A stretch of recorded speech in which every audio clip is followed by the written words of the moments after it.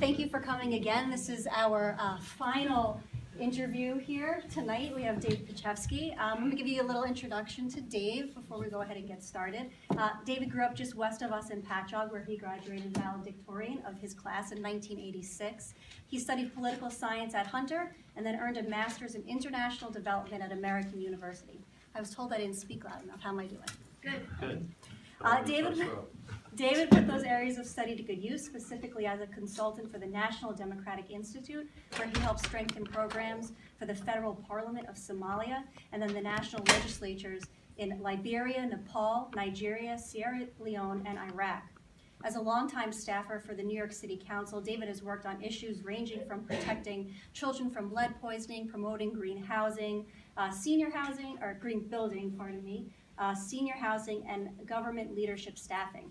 He's currently on leave to run his congressional campaign from Generation Citizen, which is a national nonprofit that trains students to be democracy coaches. When asked why he's running, David has a very simple and clear answer: to put in place policies that make our economy work for everybody, not just the wealthy. With a career spent working in government here and abroad, we're excited to take a deep dive into what you have in store for our congressional district. So thanks for joining us, David. Yeah, thanks so much, Rebecca. And good evening, everyone. It's a pleasure to be here. As people who come regularly know, we usually start at 6:30, so unfortunately, we're losing a half hour here with you, so I want to go ahead and kind of jump right in. I think it's important to set the stage for this conversation with your policy work overseas, specifically in Somalia and Liberia, because it seems to me that what you did there very broadly was to assess and map and then implement a proposal to either establish government or make government work again. Is that a good layman's way of putting it? Yes.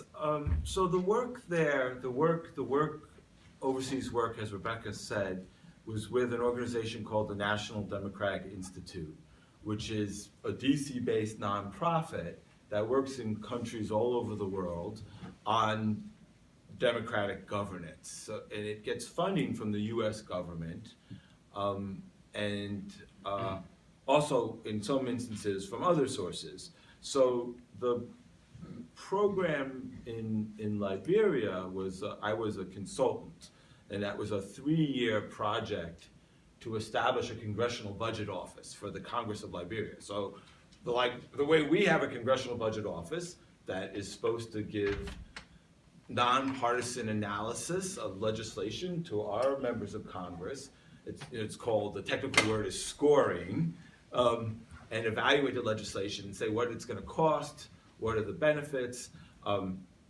I was helping in Liberia to establish that. So it's really institution building. The irony, of course, is that the Republicans, this health legislation that they passed, that Lee Zeldin voted for, health legislation if you could call it that they didn't wait for the Congressional Budget Office to evaluate it. And the Democrats, in fact, in Congress were saying, where's the score? Where's the score? Because it's absurd, right? It's like getting asking someone to do work on the roof without actually getting a cost first. So it was quite amazing for me to spend 3 years going back and forth from New York to Liberia to help build this institution that modeled on the one that we have here, only to see the Republicans seem to not care about such things. So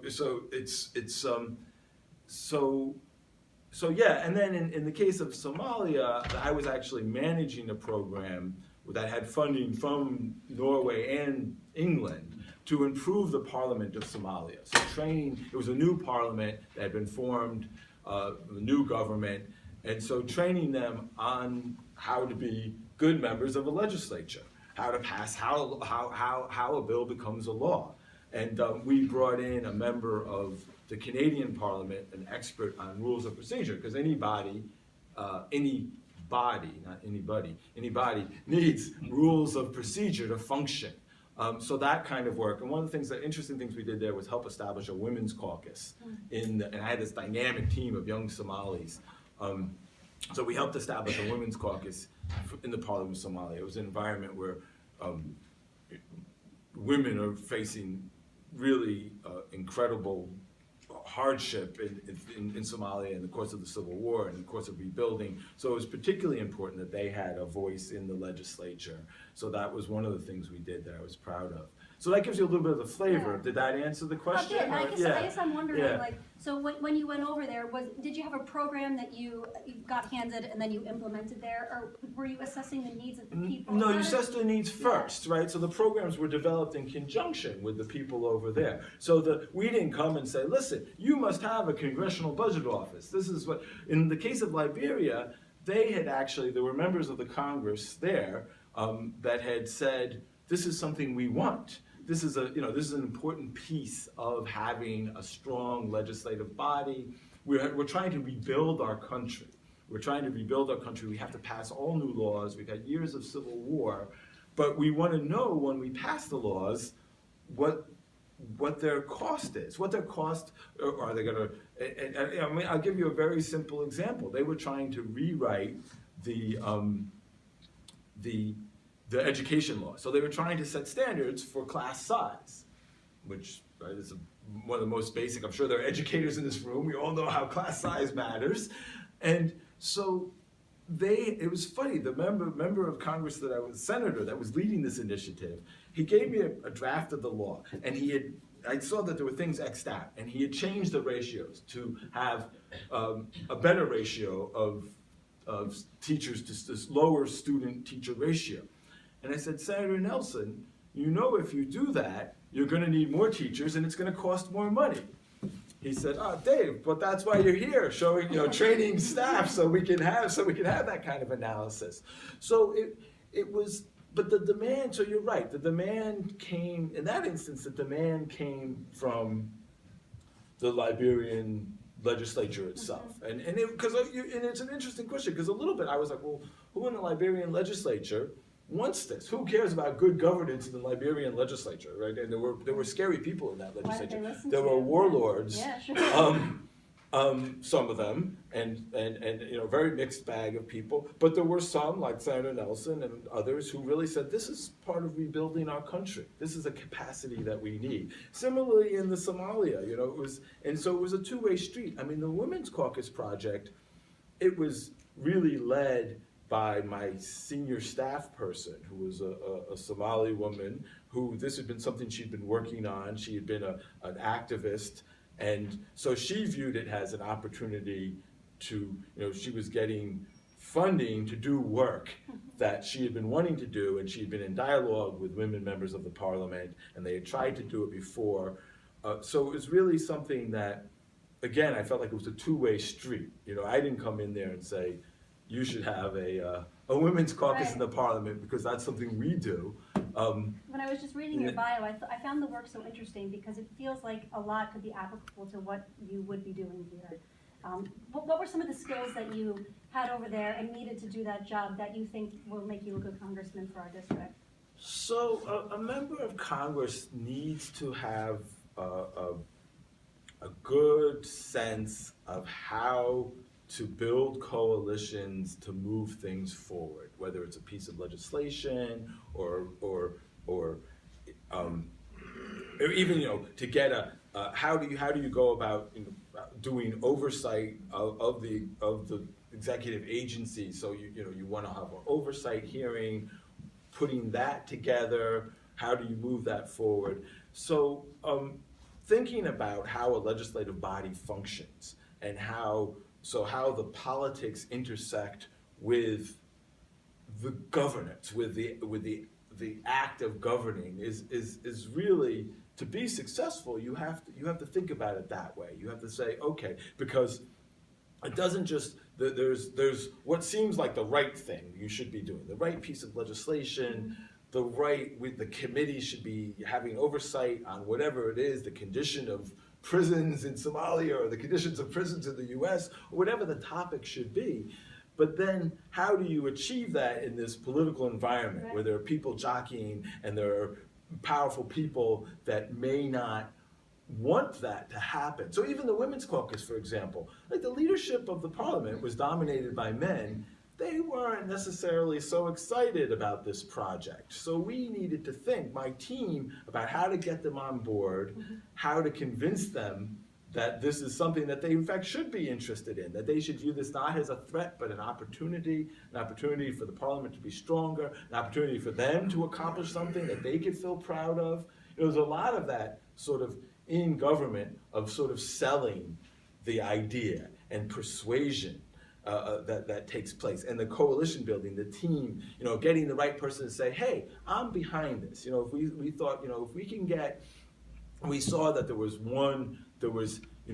that among the members of Somali parliament, there seemed to be one of the a man who was a male member of the parliament who was influential, and one of the women parliamentarians said, if we can get him on the team, that'll help with the leadership. That'll help to have him. So then, we said, okay, let's go to him. Let's sit down and work through him and get him. So that kind of skill set is very relevant to the work of being a congressperson. And I know it sounds, I don't know how it's coming across to everyone here. I know maybe it sounds like, what is he talking about? But it really is like that. And what was interesting to me, I worked in a legislative body. I worked in the New York City Council, which admittedly is a much smaller legislative body than the U.S. Congress. But the New York City, the budget of New York City is complex. $80 billion budget. It's bigger than the budget of most states, many countries. So what was always interesting to me was how the parallels between how things got done in the legislative body I was most familiar with, and how there were parallels to what was going on in these other environments, even if they were sort of at different stages of their development. I mean, I don't in any way mean to compare the United States to places like Somalia or Sierra Leone, but it just seems like so much of what there are broad similarities, like the systematic dismantling of federal agencies and gutting, the government, and then people turning to religion in the wake of that chaos. And I wonder if you see similarities there that you care to comment on. So that's a really, I've thought a lot about that question, actually. It's a really fascinating question. So I'll tell you, one of the things we did with the Somali members of parliament is we said, we want to take them to a place. What's wrong? Oh, the water, okay. we want to take them to a place where there's really an example of a high-functioning government, a government that really works well. And the speaker of the Somali parliament had been in exile in Norway. And he said, well, why don't we go to Norway? That's a really high-functioning government. And in fact, Norway is a model for a consensus government, where you have these multiple parties that work together to get stuff done. So we had the funding from the British to go to Norway. And so we met with members of the Norwegian parliament, we met with the former prime minister of Norway. It was fascinating, and the members of the delegation found it really interesting. And the Somalis, one of the things they said, okay, so we see how it's working, but we're not, there's something we're not getting. And what I think the missing ingredient there was that to have a functioning government and a functioning society, you need a high level of trust. And in Norway, there's trust. There was trust between the opposition politicians, and there was a trust in government. That government actually was working for the public good. And in the United States, what we see is a very low level of trust. People don't trust government. People within government don't trust each other. And so I think that's where, when you asked your question of similarity, like if you had, and probably sociologists who have much bigger brains than me have probably studied this, right? And they've said, here's low trust societies and here's high trust societies. And Norway would be at the high trust society, and a place poor, like Somalia, Liberia, where they've had civil wars and been ripped apart, would be at the very end of the spectrum. But problematically, like this is the middle, this is high trust, this is low trust. The U.S. is finding itself in the low trust spectrum, where we don't trust our government, where people within government don't trust each other, and it cannot work like that. So what did you learn there to kind of move us over to here? Like how do you build trust? Because in essence, you had to do that in order to implement the things that you did over there. Yeah. How do you build trust? I mean, it's not. So trust building is hard work, and there's not a simple answer, and there has to be a lot. It requires a lot of dialogue and reaching out, and on an individual level and a group level, bringing people together. There's not that. I mean, that's the tricky thing. It's not. There's not a clear roadmap for trust building. I mean, and it's always a question of like which comes first. I mean, one of the things that's been said about why there's low trust is that the growing inequality in our society breeds distrust, because we see that more and more of our resources are going to the wealthy end of the spectrum. Right. So you could probably map that. I mean, as inequality grows, trust declines. Sure. So one thing, so the idea that government isn't really working in everyone's interest, right? The government is working for a wealthy few, for lobbyists. And then also here, there's a perception, I mean, because of divisions within our society, racial divisions, I mean, that also impacts on the lack of trust. And of course, unscrupulous politicians play on that, right? They play on those divisions and amplify them.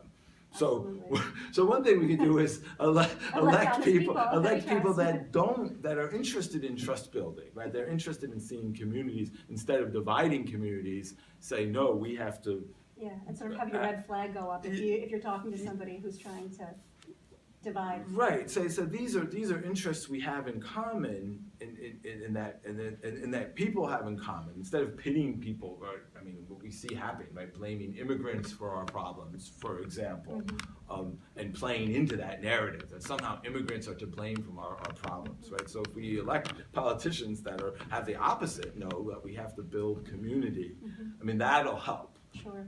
There's not a clear roadmap for front trust building, but we should work on it. We should talk more about what I would like to hear from everyone here. Like within your own communities, how do you build trust on a local, even in small meetings?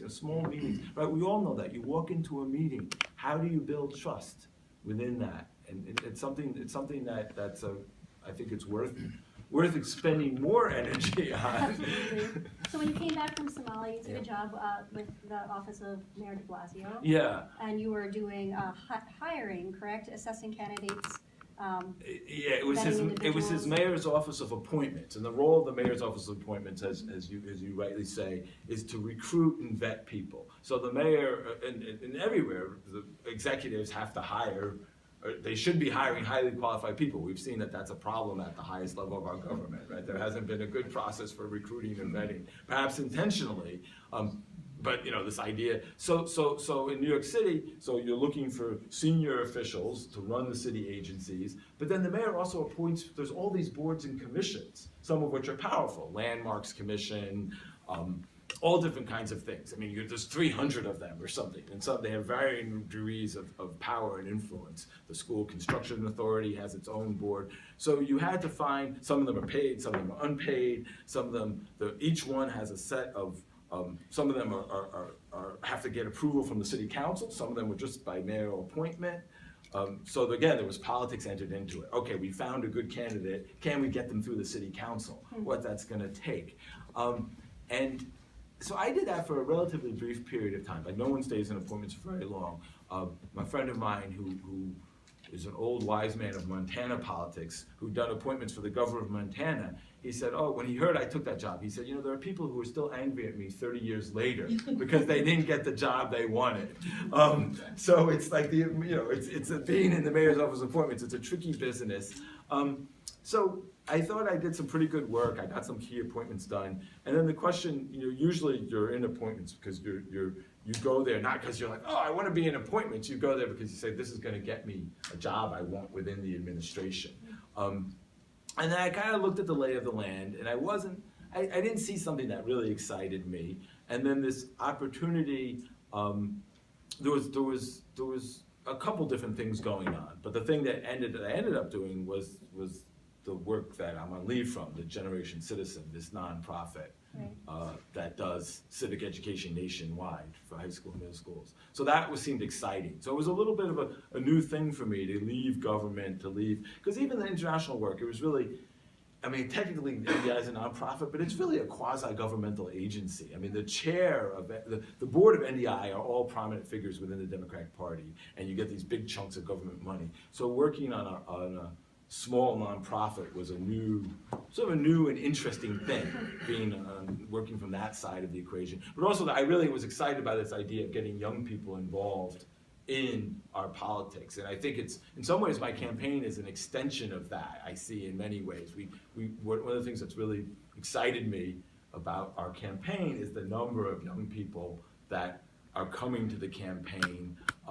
We have really, excited high school students that they've just registered to vote. They're out petitioning. Tell us about people in your campaign. Who's working for you? Sure. So the core team is it's a fairly Brookhaven centric team, I have to say. The core team is so the campaign manager is a guy named Matt Savarese, who's been involved in local politics, but is a veteran of Iraq and Afghanistan, and his most recent thing was running a campaign for another member of the team, Don Pasquale, who ran for the Suffolk County Legislature, and so Matt was so Dom and Matt and Dave Bly, who's back here with me, and then an incredibly dynamic young woman by the name of Emily Dwyer, a senior at Center Reach High School, who, what we say is that this campaign is really laying the groundwork for her run for president in 2036. She is unbelievable, right? She's really I have a 21-year-old daughter and a 13-year-old daughter who are amazing people in their own right, but I think I have some perspective on young people. I mean, Emily is really, she's a star. And then there's a number of other high school students that are around us. And our sort of our staff photographer, who's doing that, staff intern. She lives in here in the district, but commutes to Pratt. She's a film student at Pratt, and she does the photography for us. She's great. And who am I missing, Dave? I'm sure I'm missing some of them. Eileen Duffy, That's one the of our own. Oh my God! Yes, of course, the great Eileen Duffy, founder of Let's Visit Lee Zeldin, my communications director, and her dog Yuki, who's the chairman of the campaign committee. And of course, Yeah. there's you. So what sparked your interest in public service? Why did you decide to run for Congress? Well, I think my whole career has been public service. I mean, I shouldn't say I think, I know. There's something about maybe growing up on Long Island that got you interested? No, absolutely. So, I mean, I'll tell you it goes back to my, sort of my family's, my personal experience. And it's funny, when my daughter applied for college, one of the things she said to me was, Dad, this application process, it seems like they want you to say that everything you've done since kindergarten has somehow led you to be the ideal candidate for this college. And she was like, what is this? But a little bit running for Congress feels that way too, right? You're supposed to have a story that says everything I've done has led me to this point. But it's not, in my case, it's not, I'm almost believing my narrative, I will say. So what our story is, my family's story, is that we were part of a wave of people that left New York City in the early 70s, when the city was not looking like such a great place to live. The city was struggling, and I think there are probably people here that know that story. So we moved out to Patchogue. My father was a professor at CUNY, at the City University of New York in Queens.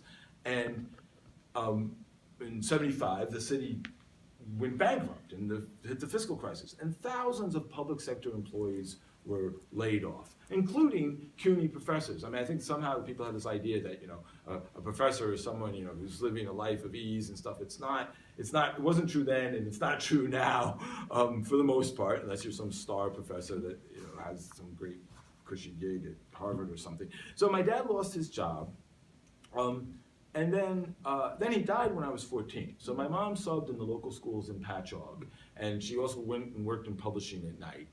So a really tough time. So we fell out of the middle class. We struggled. We really struggled. As hard as my mom worked. So that I think that's really shaped me in so many ways. And one of the things, of course, is that what helped me get through that time was the support of teachers. Excellent teachers who were among some of my biggest campaign supporters, my teachers from Patrick Medford. And they really made a huge difference. So the excellent education, but also caring about me as a person, and then family friends had me for dinner. We're actually about to release a video, that a little biographical sketch. So I'm giving away a lot of it. It tells a story.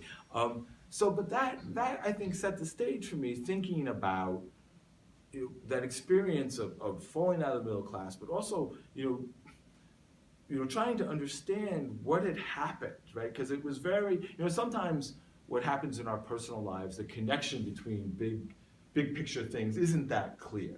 Although, it affects all of us, right? Our healthcare or lack thereof is impacted by policy made at the highest level of government. Or how our use of the choices to go to war in Iraq, that affects us, whether it's you have my cousins who served there, so very directly, or my campaign manager, or in terms of the resources that are being expended on that could have been expended on other things. So I've always, this question of the impact of public policy and how it impacts an individual, it really is kind of a core part of who I am, and those choices I made about studying political science, international development, trying to understand that, and then trying to act on it and say, okay, I think that government can be a force for good. It can be a force for good, and that's what I've strived for in my life. And so this is an extension of that, this run for Congress. Despite everything, right, our government has been taken over by what I deem to be immoral and corrupt people. I mean, I don't know how else to say it, right? That the current administration is immoral and corrupt. And there were problems before, clearly. There were deep problems in our society before. But I think we're now seeing an even worse situation. But in spite of that, I still truly believe that government can be a force for good, and that we have a responsibility to try to make it be a force for good. So you had an aptitude for policy work, you in government, an interest in it. Yeah. What was the impetus to run? To run for this seat at this time? Well, I think that so that's something I've been thinking about. So what is the next step for me? Where can I best make a difference? Yeah. And what would be so there are different paths you can pursue in government and public service. So being, following a career in an agency, and you're working your way up to that agency, that would be one path. Not for you. Running, not for me. Running, I like legislatures. I like the work of a legislature. I like what it can do. I like, I think that's really, I find it fascinating and exciting, and all the, one of the different things you can, it's very challenging, right? Our legislature is a messy thing. Congress is, it's not a, it's not a simple thing at all. But I like that. I mean, even, I've always said that, when I did the trainings abroad, I would emphasize that. I'd say, I like legislatures. The executive, yeah, that's okay. You have this hierarchical structure. A legislature is dynamic, and I find it very exciting. So there's that interest, but then there's also that belief that we can't, that this is the right step for me at the right time, and also, I mean, if you come right down to it, we need better representation in this district, right? Mm-hmm. That's also a motivating factor, right? That Zeldin is not, I mean, he's not only is he on the wrong side of the issues, I don't understand how he spends his time. I mean, it's unbelievable. Like when you see the needs of our district, right? The need for affordable housing. I mean, that's one of the things, the young people around me, it's a real challenge. They're thinking about the future. Where are they going to live? How can they afford to live here? Or even people that are out volunteering for me. And the same for seniors, right? If you want to downsize, where do you go? So there's like this need for affordable housing. Why isn't Lee Zeldin doing something about that, right? He seems to be, he's sponsoring legislation, which, anti-immigrant legislation seems pure propaganda. He's appearing on TV talking about, I don't know, just whatever Fox wants to talk about that day, and Ivanka or whatever else, or with the latest, preposterous thing Trump has said. Why isn't he in there working to deliver for the district, and really thinking about that? I think when I look forward to running against him, to saying, let's look at that. Can you actually say what you've done? There's a housing crisis here. The transportation infrastructure, we all know that. It's nowhere near where it should be. Not just the Long Island Railroad, the bus system. These are all things that the federal government can't, you don't want a top-down kind of thing where the federal government's dictating to local people what's happening. You have to work in cooperation with the local level. But these are all things that that the federal government could be involved in. Particularly on the housing front. The money's not there for, you're going to need federal investment to get the kind of mixed income ranges that we need. Also on clean water infrastructure, the money's not there. When I met with the mayor of Bellport, who's former vice principal of my middle school, I said to him, Ray, Mr. Fell, I still call him Mr. Fell, Mr. Fell, what do you need from a member of Congress? And he said, we need money, this is in Brookhaven, for sewer infrastructure.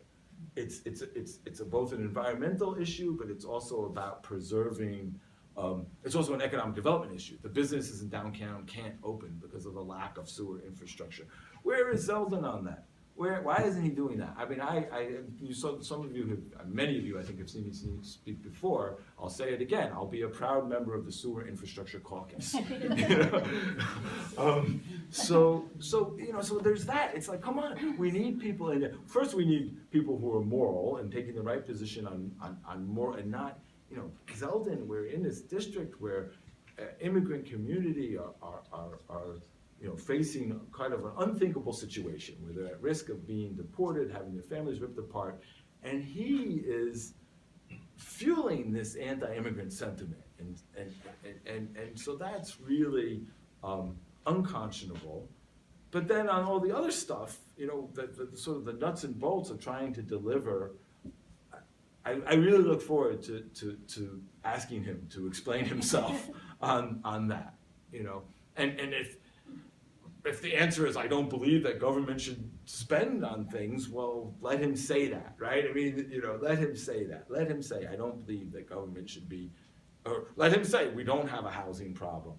Someone said that to me. Someone said that they went to him. One of my people that's volunteering on the campaign. She said I went to him and said, listen, I can't afford housing here. I'm a single mom. I work incredibly hard. What are you doing about it? And he said to her something like, let me know when you figure it out.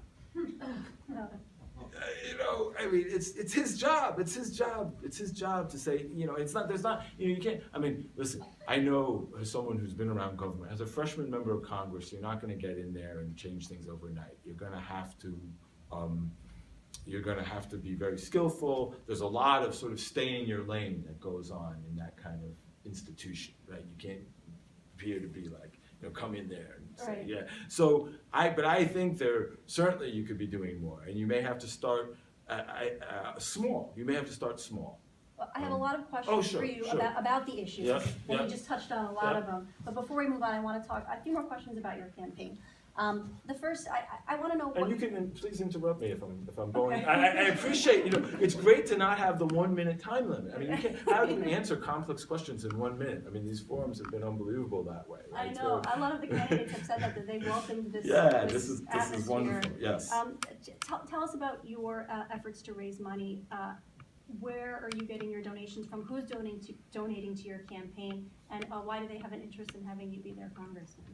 So I think that like most candidates, you start off with friends and family money and people who say, I believe in you. And I think in the case of this, Congress is our national lawmaking body. So if you want to see a better Congress, you're willing to support someone, even if it's not the district you're from. So initially, a lot of my friends and family are from outside the district, and that was the initial amount of money. More recently, most of the donations are coming from within the district, because I think people have been convinced that I'm the one that whose values and principles they support and who can beat Lee Zeldin. So we've had money coming in from the district. And to beat Lee Zeldin, you're going to need a lot of money. Yeah. So, but remember, we're starting with the primary, and then so first you got to win the primary before you can beat Lee Zeldin. So, and then we're just about to start really putting money into a digital media campaign, which will be a small donor campaign. So, buying the Facebook ads. We really haven't done that much of that to now, and that's a key part. And we just brought on a firm that's done that for worked on Virginia House of Delegates, worked on, so they're good at the small donor, that aspect of fundraising. You said the majority of your donations are small donor. Well, I guess. Are you targeting unions, or you have any big business contributions? No. All my donors are personal donations, and they range from $5 to a couple of people, like my mother-in-law gave the maximum. So very generously. But we're focusing more and more on that small donors. And so, but the question about the amount of money for the general, so this is going to be a race that takes on national, it's going to be in the national spotlight.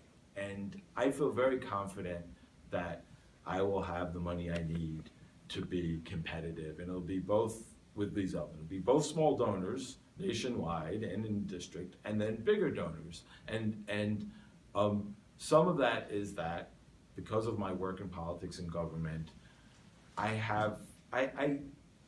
mean, it sounds like name dropping, but I know a few people, and you can never count on them. But there are people like that I can turn to in the New York Congressional delegation, and say, listen, now I'm the nominee, and I can make some of those phone calls. And nothing's certain in life, but through working in New York City, I mean, Obama's ambassador to South Africa. He's very connected. He was Obama's vice president director. He's known to me. He's not going to help me in the primary because he's saying this is I'm staying out of the primary. Whether he'll deliver for me in the general, but anyway, I feel like there's people that can open doors, but I also feel that now we've seen that if you're a strong candidate in these races, you can get money from all over the country. And I will be a very strong candidate. And I think this is actually an area where my international experience will be of help, because Lee Zeldin talks a lot about foreign policy. You need someone that can go up on the national stage and say, you're wrong, and this is why you're wrong, and I'm someone who's risked my life in dangerous countries, and I know what I'm talking about here. And that may not be something that the person in the district says, well, what is that going to do for me? How's that going to help whatever my situation is, the high taxes, the bad school, whatever it is. But the donor in California is going to see that and say, this is a credible candidate that I'm ready to get behind, because we want to take the House back. And if you weren't to win the primary, would those donors be open to supporting other candidates? And would you? Well, I guess they would be open to supporting candidates I think that they think are. Well, I should say the person who wins the primary. I don't know. I mean, those donors, I don't know. I mean, I think they have to make that decision. I think they would. I think that they would be interested in supporting a candidate that they believe has the right values and principles. Let's talk about relatability. You and Perry Gershon share the same issue, which is that there's skepticism as to where you reside. It's a question that we have to ask. It's actually a question that you and I have talked about, and I've related to you because I grew up here, I graduated here, and I left. And if at any time during my departure somebody would have said, you're not from the East End, I would have laughed at them. But if you win the primary, that's going to be a big thing that you're going to have to go up against. If it's a problem for Democrats, it's going to be a problem for other people in the district who support you're going to need. How are you going to tackle that issue? So, first of all, I guess you've heard my story that I have. Tell everybody. Yeah. I have it. You've heard my story. Tell everybody. I mean, so that I grew up here. I grew up in Patchogue, graduated from Patchogue Medical High School. My mom lived here for 30 years. So I view it as coming back to the district to provide great representation for the community that made me the person I am. And the skills that I've gained in my work are the very skills that you need to be a strong member of Congress. So if you want someone that's going to provide great representation for you, I have those skills. So, but I mean, in terms of residency, I mean, I live in Port Jefferson, and I recently moved there. My wife and I bought a house in November. So I think there will be people that make an issue of that. If that's the only thing that Lee Zeldin has on me, then I like my chances. If that really, and I think when you see my video, I think it'll be, I mean, obviously, I think, that's part of the video sort of maps it out, and I think you'll find it convincing. So I understand that concern. I guess, is the question though, let me ask you, explain it a little more. So is the question, what is the question? What is the concern exactly? Like what if people said, or they said, is it, no, tell me, I'm interested. So my concern is that it's whenever anybody talks about you, that's something that continues to come up. Now, and I'm talking to Democrats. Right, I'm talking to people who are in the resistance. But tell me, what are they worried about? Well, I don't know what they're worried about, but what I know is that my conservative neighbors will immediately dismiss you. As an outsider. And I wonder if that matters. Well, because that's not who you're going after, or if it does matter, and if it does, how do you either change that narrative or earn their trust if that's such an issue for them? I think the question is, so why is that issue for them? Is it the issue that, so yes, I need to represent everyone, I need to relate to everyone. I mean, the people that are staunch conservatives are not going to vote for me, and we don't need their vote. We're going to win this election by galvanizing Democrats and people who care about principles first and foremost, and aren't, fixated on vote for a vet, for example, right? That's not going to work. But if the concern is about me, not understanding the issues of people are facing in the district? Well, if you know my story, about how my mom struggled, about how my family struggled, I think that concern will go away, because I think that we know in large parts of the district, people are facing that struggle. I mean, in my mom's case, it wasn't just growing up. When she was 61, she was diagnosed with Parkinson's. She had no health care, no pension. So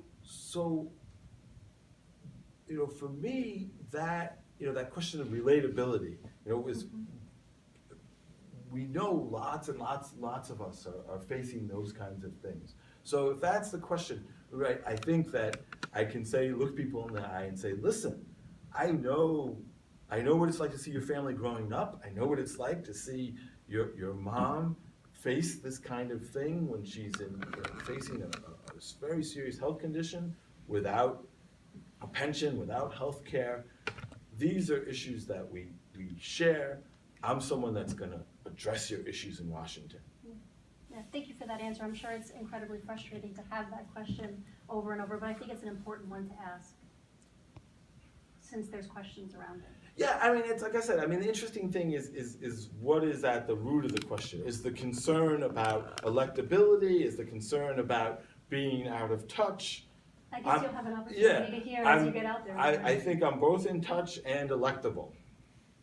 I want to talk about something you said before, which is that it's going about how, we've seen incredible victories for Democrats in special elections over the past few months, and some people chalk that up to just the enthusiasm coming from the grassroots, and others maybe to Democrats not playing to the middle or capitulating to party politics. Before we talk about the issues, which I do want to talk about, I want to give you an opportunity to comment on this trend and perhaps share some observations about what could be applicable or relevant to the race that's happening here. My view and the view of my team is that we're going to win this race by unifying Democrats, by getting Democrats and Democrat-leaning unaffiliated voters out to vote. And that's where we need to concentrate our energies. And that if we have a strategy of tacking to the middle, we're going to lose the very people that we need to come out to vote to win. And I think that's not only been the track record in recent times, but that's been the track record of the Democratic Party. The Democratic Party has lost seats. The strategy of tracking to the middle has not been effective. We've lost seats at all levels of government by tracking to the middle. So we need to have a strong unifying message around core democratic values. So we are the party for working people, we're the party for fairness, we're the party for inclusion.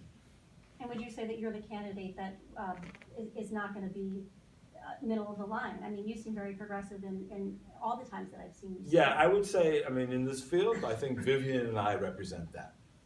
So let's talk about the issues. Just very quickly, as a visual person, I appreciate the icons on all of your issues, on your issues Okay. pages. Yeah. So for the most part, I Thank think, you. Sure. A lot of the candidates have similar positions on issues. The differences, in my opinion, is their plan to attack those strategies and implement solutions. Would you agree with that? That you're all sort of in the same boat, but it's really about the implementation of the ideas? Or the ability to get stuff done Yeah. in government. Like Yeah. who has a track record of getting stuff done, of building coalitions, of working with, I've done a lot of work. Like if I had to list the federal grant programs I've worked with, I can think of 10 off the top of my head. Well, that's just right. You have the most applicable Yeah. experience in the group. Yeah, I mean, that's what I think. But I think there are some, for example, Kate, has not said that she's for Medicare for all. She said that's an option. And that's, I think that's not an insignificant difference. I think there are some differences. I don't know that they, I think they may come out over time more. It's not just a matter of how you'll tackle getting these things done. I think there are some differences in priorities. I think, and this is, for me, a core question that I have, is that Kate has said that in some situations, she thinks that ICE detainers should be honored, which is the current policy of local law enforcement agencies. This is a complicated topic, but I think that's quite a fundamental difference that at least I have, and I think I think the rest of the field also. I'm not sure. I can't speak for all of them, but so there are some differences. I think that the ICE detainers. Again, it's a complicated topic, but the courts have ruled that they're unconstitutional, and I think they're bad, but they're also bad policy and part of the sort of anti-immigrant policies that are being pushed from the federal government on the local level. So I think that's an important distinction. Again, I think that's something that I've heard come out in the forums. It hasn't been fully hashed out yet, to be honest, right? And So I think it's fair to say that of the candidates, you have the most applicable foreign policy experience. Sure. And it's a topic that people feel has been severely overlooked in the candidate forums. There's two things regarding foreign policy that keep me up at night, and those are nuclear arms and the solvency of our elections. What keeps you up at night, and what would be the first thing you as a congressperson would work on as it pertains to foreign policy? What would be on your agenda? Well, the risk of nuclear war is, it's unbelievably scary. But I think I'm more concerned with what seems to be in the foreign policy establishment, the eagerness to go to war with Iran, actually. The National Security Advisor, McMaster, has said the time to strike Iran is now. It's even worse. Bolton is even worse on that. It was shocking to me that McMaster said that. Bolton, so this is a very, very dangerous thing. And that actually seems to me, it's all incredibly dangerous, but the prospect, they're eager. This is a crazy thing. we have broken the bank on, the moral and human cost. We've seen what we've done in the Middle East. The debt service on the Iraq war is $8 trillion. The debt service, not just the upfront costs, the amount spent up front, the amount we're going to have to pay back, $8 trillion through 2050, money our grandchildren will be paying, if we have grandchildren, or whoever it is, our great nieces and great nephews. I mean, so both morally and in terms of human life, and also in terms of policy, the eagerness to go to war with Iran and the closeness that Trump has shown with the Saudi Arabia seems extremely dangerous. And that really, that's the thing. And so somehow we have to get in there and try to step back from that kind of brinksmanship and that rhetoric and that and really try to figure out how to not let the Saudis lead us down that path. I mean, we've already embroiled in a morally indefensible and horribly violent war in Yemen. And there was a movement. There was a movement actually to try to stop back. The Senate had a bipartisan motion. So I would want to be part of that coalition of people in Congress that are pushing on that issue. So that's the one. That's the one that I'm most worried about and would be, if I'm going to get involved in foreign policy, which it's something I do intend to do, be a voice on that issue. So speaking of our president, do you believe that he's been compromised? And if so, how would you use your platform as a congressman to do something about it? Well, compromised in the sense of his dealings with the Russians, yes. Or it looks very bad. I want to see the full evidence, and then I'm ready to play my role in a process that weighs that evidence and sees what's the appropriate course of action. Okay. Yeah. So let's turn back to CD1. Let's talk about your plans for infrastructure. Where do you see room for improvement? Yeah, I mean, the three things that I mean, there's lots of room for improvement in many areas, but the three things that I'd like to get to work on right away, and I already sort of alluded to them: affordable housing, transportation infrastructure, so both the LIRR, but also sort of a bus system that works for people, that you don't have to, a trip that should take a half hour shouldn't take 2 hours because it goes on some crazy circuitous route. It's a really anti-poor, anti-elderly, people with disabilities kind of thing to not have a good public transportation system. And then the clean water infrastructure, which looks different in different parts of the district. So in Brookhaven, it's sewer infrastructure. On the East End, it's different, and I have more to learn about that, but I think that there's a role there for the federal government in protecting our waterways and beaches and just our aquifer. Yeah, I would love to hear more about that, and about, if you have ideas for the railroad, how it could be better, how it could be more efficient, the bus systems too. Yeah, what is it about that, and how would you tackle it? Yeah, I mean, there needs to be money, but there also needs to be a community planning process. I'm a believer in community planning. Oh, you are? I have a question. I found that really interesting about something that you said, housing. You advocate for communities coming together to decide for themselves what kind of housing they need to be a thriving place, is what you said. Let's hear more about that. That's really cool. So what's tricky about, we can all say, oh, we want affordable housing. When people will talk about it, I think they usually mean affordable housing for themselves. And they don't necessarily mean affordable housing for everyone else.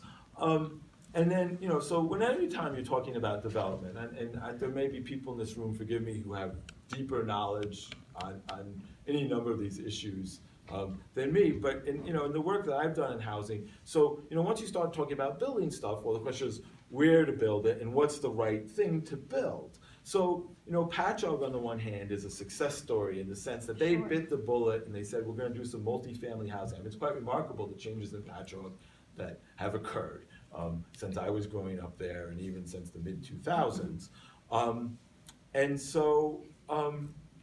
So Patchogue bit the bullet and said, we're going to do multifamily housing in downtown. We're going to do transit-oriented housing. The question, of course, is what's the process? Who decides what gets built where? And then what is the impact of that? So on the one hand, you see that Patchogue looks to be this great success.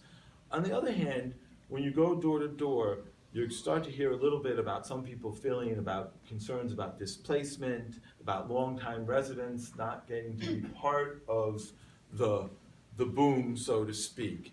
So the question about what a community planning process looks like and who drives it, and but what I would like to see, if I'm going to get federal money for a housing, just the way that part of that budget allocation is for the design phase, the architectural plans and so forth, and then I'd like to see money for a community planning phase that then brings in local officials and community people to have a true, not just a comment period. Sometimes these federal programs, there's a comment period, and it just seems like you make your comment and it gets thrown somewhere, right? So we're not talking about that. We're talking about a real process, and I think probably it's been done in local levels and various degrees of success. It's very hard, and it's hard to make everyone happy. But I think it's necessary to try and to have the best outcome possible, and to the extent possible, consensus about what we need in this community. And you might actually find out, if you get people in the room, that there's more consensus than not. I agree with Right. you on that. As opposed to, just say, when you just say, okay, we're going to build this thing here, then of course there's inevitably there's people get opposition, say, well, who's getting that? Who's going to live here? But if you brought people in the room, you say, well, this is a need that we share. How can we do it in a way that works for everyone? Yeah, especially if everybody has a vested interest in it. So sort of relatable is the climate change discussion, especially with most of our shoreline communities being underwater for the majority of March. Funny, not funny. Disaster sometimes open doors to opportunity. Do you see any for Long Island being really, like I said, at ground zero of this whole issue? Yeah, I mean, we need to think about how we're going to live here, right? For 10 years, 20 years, 30 years, 50 years. Right.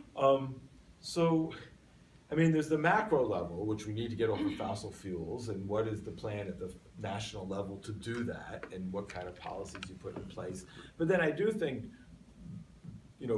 breaking it down and coming down to a micro level, again, I think there's a sort of that discussion about having a community planning process. So how do we live here in a sustainable way? What does that look like, right? We can't build condominiums on the shoreline, or we have to think about that, really. How is it, what do we want it to look like? What kind of, where do we live? How do we live? What kind of transportation?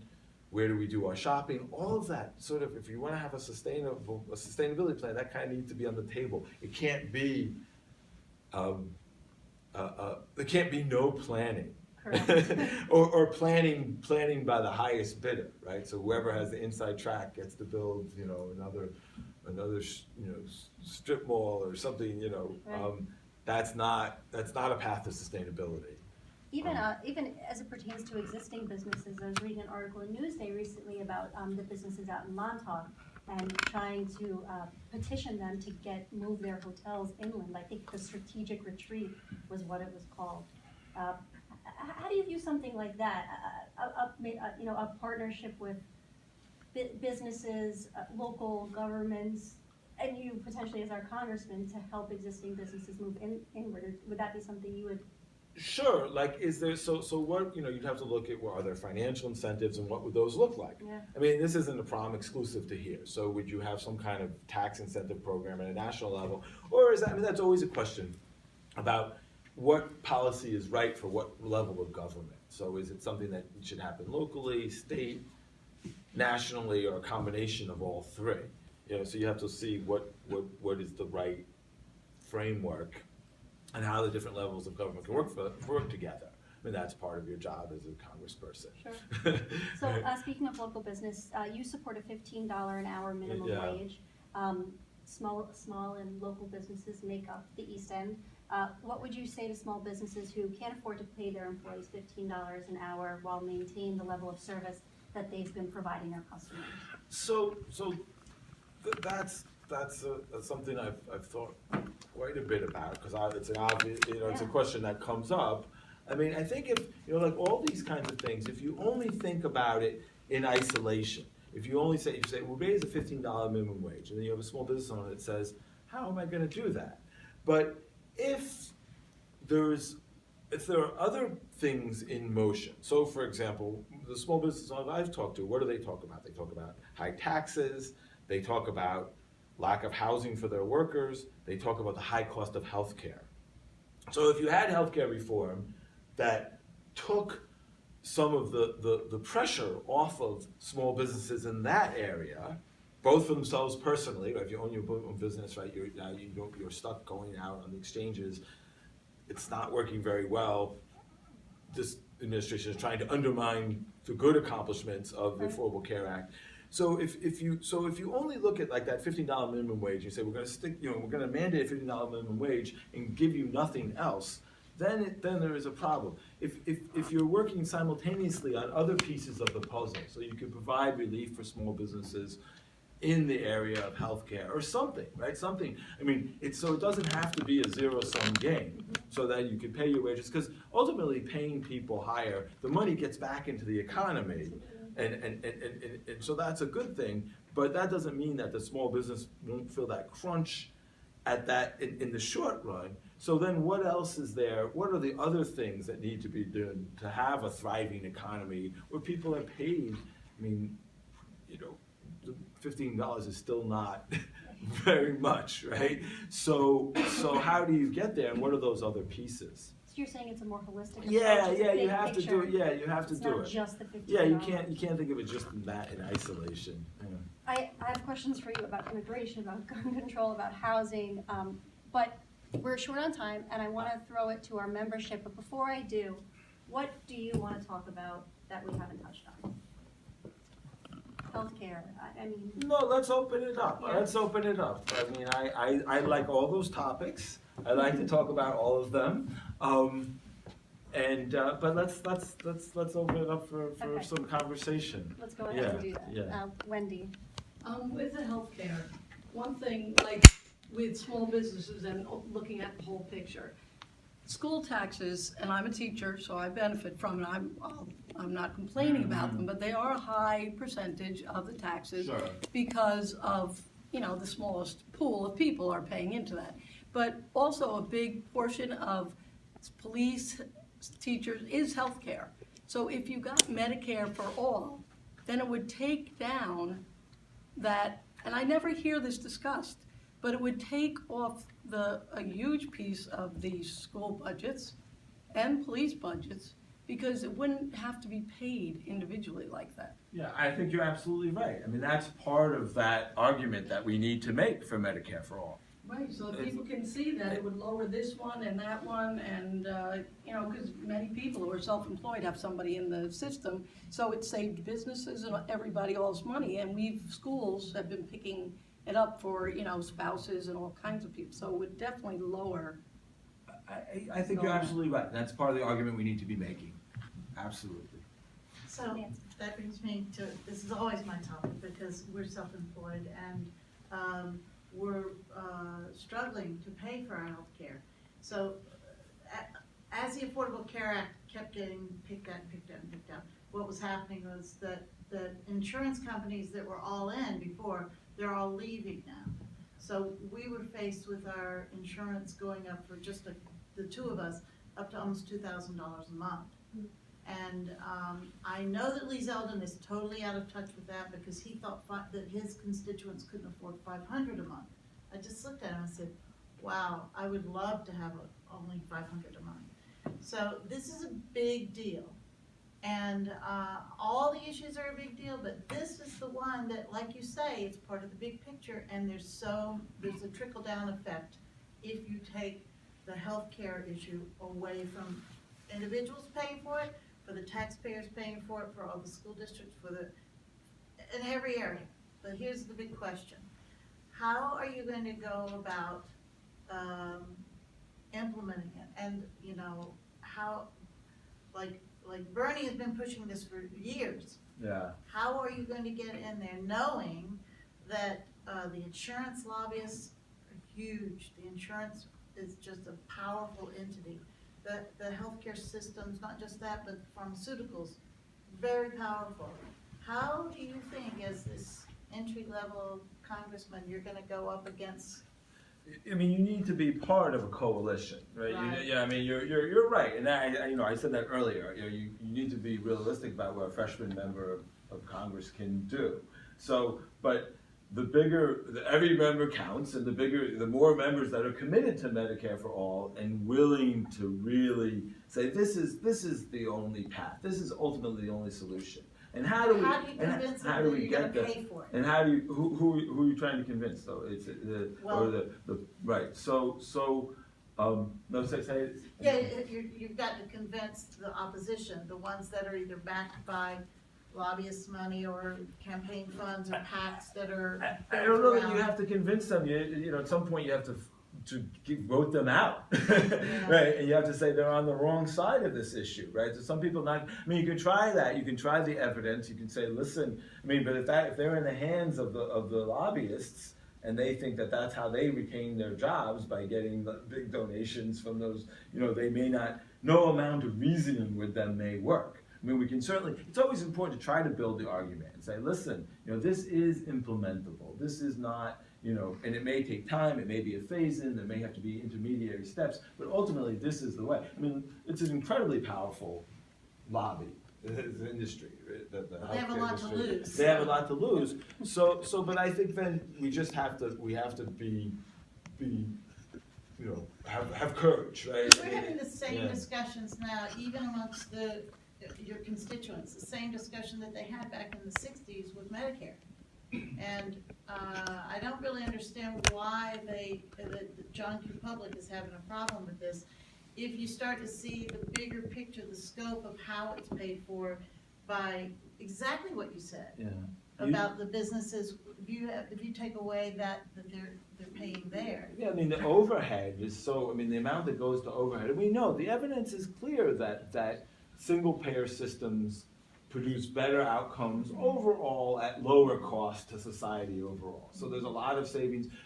But not everyone wants to listen to rational arguments, unfortunately, and vested interests that are making money in the insurance industry. So, but there is. I think this is a point that if you tackle Zeldin head on, this is something that this Suffolk County will really understand. There is an education piece to it, for sure. There is an education piece. Because Bernie didn't do a good job. There is an education piece to it. And I think we're in a little bit better place, because remember with the Affordable Care Act, we began with people didn't understand that Medicare was a government program, right? People said, government out of Medicare, right? It was kind of stunning, right? But we're in a little better place now, right? I mean, I think there's a greater awareness that in fact, that the government that Medicare is a government program. So I think we're in a little bit better place. There's a long way to go. There's a long way to go. And, you know, there is going to have to be thought to, like, while we're keeping our eye on the prize, what do we do to give relief in the short and intermediary run too, right? One last point about that is, when you've had these debate panels, and I know you only have 1 minute, but it does seem to be like an area where there's not enough discussion about how you would push for that. Not you, but some of your opponents in this race we'll just have to see. It's a tough problem. We have to just wait and see, you know, and take it one step at a time. I don't think that's going to fly. So if you want to win the primary, you come in. The ideas of this is how we do it. Yeah. I mean, no. I think you got to go hard. I mean, Bernie has a 4-year, you know, his 4-year phase in. I mean, my wife is a ER doctor. You know, we see people denied. You know, she comes home and talks about people denied care by the insurance companies every day. So that idea, that fear of rationing. Well, we all already are experiencing rationing. You know, I've said that in other forums. I've said how many people have wasted time talking on the phone to insurance companies in the last 6 months, right? I mean, it's unbelievable. Why? GoFundMe pages, you see it every day now. People trying to pay bills. Why are we put through that? You know, I had to get some tests for my daughter. I go to this lab. They tell me we don't take that insurance, right? I have very good insurance. I'm like, well, you got to be kidding me. I said, now the other insurance, my daughter has some underlying health issues. I was dumbfounded. I was like, what do you mean?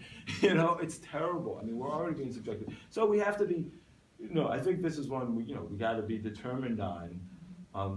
there's not, I mean, one minute is tough, right? There's not, you know, it's very hard to answer complex problems in 1 minute. But when you start your PR, that is one area. If you can do a little bit better job of explaining how it would work, I think the education on that topic alone will get you there. I appreciate, you know, point noted. And Eileen is there taking notes, right? On that. No, it's something we talked about today, actually, with one of our advisors about this very issue, about that. Front row, Bernie. So I just want to go back to one of the points Becca made relative to where you live. And you just bought a place in Port Jeff Yeah. in November. Where did you live before that? Brooklyn. Brooklyn. No. And do you still own in Brooklyn? Yeah, my wife and daughter are actually still in Brooklyn. See, we questioned Perry about this quite substantially because friends of mine from out here, the attitude seems to be, about the two of you at least, they're not one of us. And you may have grown up here, but you haven't lived here for a long, long time. And the points you made are very valid in terms of understanding the issues and, you know, fighting for the right causes. I think of what happened to John Ossoff in Georgia versus what Carter Lamb was able to do in Pennsylvania. You know, Ossoff really suffered because he got a lot of money from out of state, which is kind of what you're saying as well. So I'm kind of curious as to how you reconcile all of that. Well, no, I think I'm getting money in district. Most of my contributions now are coming from in district. You're gonna need money to out of state. Apparently, I've got a lot of money from out of state too. You're gonna need money from out of state to win the general. But he lived in the Yeah, district. yeah. Right. So listen, I'm a Patchogue guy. My biggest supporters are my high school teachers, my high school friends. But you haven't voted out here. I haven't voted out here. So if you know, if that's disqualifying, you know, what I would hope is that people care about the issues and they care about who can deliver as a member of Congress and who and I mean, my roots are here. I mean, it's you know, this is where I grew up. This is where I'm from. I think my experience is very relatable to many, many, many people. Well, I want to add Yeah. on to that Sure. question. I want to know about your commitment to the community. If you still have your family in Brooklyn, Yeah. are you going to be living there or here, number one? Number two, since you just bought something recently here, if you lost the primary or the general, would you still be living here? Would you still be committed to the community? And the third question I have, which you said earlier, is that you live in the city, you worked in the city, you have connections in the city, Sure. and you're getting money from the city. So why haven't you run in the city? Why is it so important that you come here? You know, forget the roots thing. And you haven't been here in how many years? Yeah, long time. A long time. Sure. So if you've got so many connections in the city, why aren't you running in the city? I thought this was the right seat at the right time, and I thought this is where I could make the most difference. We're in a unique political environment. We're in a national political crisis. This was the right race for me at the right time. And where are you gonna be living? So I'm living in Port Jefferson. And is your family gonna be moving here? Are you gonna be spending, if you win the race, are you gonna be spending it in Brooklyn, or are you gonna be spending it in Port Jefferson? Spending what in? Your time, when you Oh, come wow. home from legislator on recess, where are you gonna be living? No, the plan is to be in Port Jefferson. And your family is gonna be That's the hope, yep. here as Yes, well? And yes. if you lose, No, I'm committed to it. I mean, I'm committed if to you this, yeah. lose, are you still gonna be No, living here? I'm thinking about what if I were to lose, I don't want to bargain against myself. But actually, one of the things I'd like to do is I'd like to bring Generation Citizen, the organization I work to the district, because I think it's one of the things I think is exciting about young people's engagement and something I like about the campaign. So I'm actually thinking about that would be a project that I would like to do, were I not.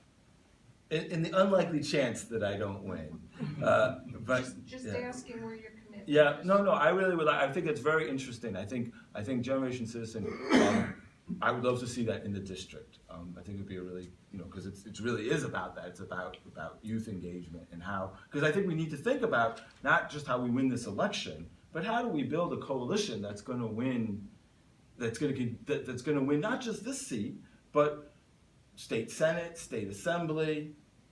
How can we do better? How can the Democratic Party really be strong out here? And a big part of that is engaging young people and getting them involved, which is the mission of Generation Citizen. More questions for David? Because I have more if nobody else has more. I have more questions. Let's get through and then we'll come back if we need to. Just, Alex. my focus, and I really commend you for all the things you've done and for, the work you're doing to get elected. I'm really interested in evaluating the candidates and who I think has a chance of beating Lee Zeldin. I agree that healthcare is an extremely, extremely important issue. I'd like to hear your strategy for beating him, which involves more than attacking him or more than attacking Trump or the Republicans, but other than healthcare, what do you think are the primary issues of importance to the voters here? And what do you think are there particular legislative bills in Congress right now that you feel most strongly about either supporting or opposing? Well, so no, I think I'll just go back to what I said, that, so getting funding for the needs of the district, housing, transportation, clean water infrastructure, I mean, that's a big significant part. So that's something that I would want to work on right away. I think that what we're seeing is issues around gun safety and reducing gun violence is very important, and so we want to work on legislation around gun safety. What is your position on that? I'm for background checks and bans on assault weapons. I think that's where we have to start. I mean, we can't overnight, but those are. I would be part of that coalition. I'm an admirer of Chris Murphy, who's the Connecticut senator who's been a leader on those issues. So I think so those core economic issues, healthcare, housing, infrastructure, transportation, funding for education. I mean, to the point, if there's federal investment in education, that might provide tax relief. There might be an opportunity, right? If the federal government would step up and invest in education, and then the local tax burden potentially could be reduced or reallocated to things that local government can do better. So it's all part of a chain.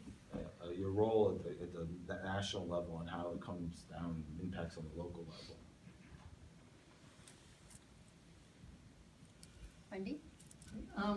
When you went to Norway, I mean, everybody sees Norway, Sweden, the democratic socialist governments as pretty happy and high functioning, and with a strong social contract, which is the trust in saying, okay, I may not use every single one of these services, but I know that they're helping me be and stay a civilized community. We hear so much bashing of taxes and all of that, and never hear what our government does for us. Like in the Norway, Denmark, they see what they get for it. They get child care, they get health care, they receive all those things. So, in a more streamlined way. They're far smaller countries, I understand that. But you were saying building the trust and that shared social contract. What concrete steps would you do locally here to lower that resentment of the taxes and that inequality? Well, I feel like if you feel like government is delivering for you, then you feel that way. So the question is the money being well used? So there's a question about, is there enough being invested in something, whether it's education or healthcare or transportation, and then how it's used. Now, of course, if you're delivering money, if as a member of Congress, if you're getting money for the local level, you want to see that money used well. If it's coming down to the local level, depending on because some of the federal grants are administered directly by the federal agencies, some are passed down to the local agencies and they're administering them. So but you have a stake in it, right? I don't want to deliver money to local officials that's not well used. But I think that's right. I mean, what you're saying, and this is, when people feel angry about high taxes, part of it is just livability, right? You're stretched, your health care is too high, your